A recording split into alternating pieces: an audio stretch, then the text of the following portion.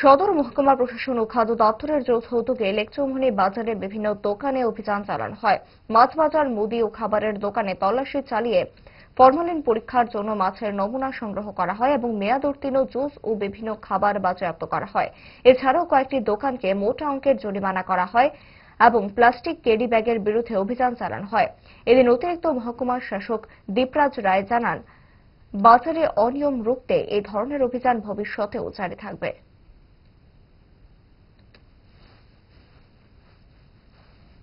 11 তারিখ আমরা একটা যৌথ অভিযান মহকুমা শাসক এসডিএম সদরের আন্ডারে আমরা করেছি এবং এই টিমে আমাদের সঙ্গে legal metrology, food safety officer, তারপরে আমাদের ফুড ডিপার্টমেন্টের থেকে ফুড ইন্সপেক্টররা, আমাদের সিআইরা, আমরা এই যৌথভাবে আজকে লেকচৌমুহনী বাজারে আজকে অভিযানটা করা হয়েছে।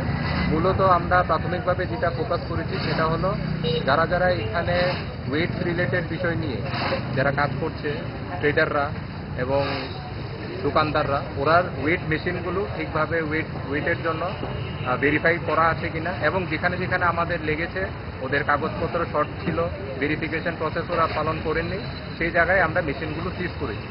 তার পাশাপাশি আমরা মাছের যে দোকানগুলো আছে ওইখান থেকে এক দুটো রকমের মাছের স্যাম্পল কালেকশন করেছি, এগুলোর মধ্যে কোনো কেমিক্যালের প্রেজেন্স আছে কিনা সেগুলো দেখার জন্য। পাশাপাশি কয়েকটা ফলের স্যাম্পল আমরা কালেক্ট করেছি, সেম এই উদ্দেশ্য নিয়ে কি কোনো কেমিক্যাল, আনওয়ান্টেড কোনো কেমিক্যাল ওই জায়গাতে আছে কিনা।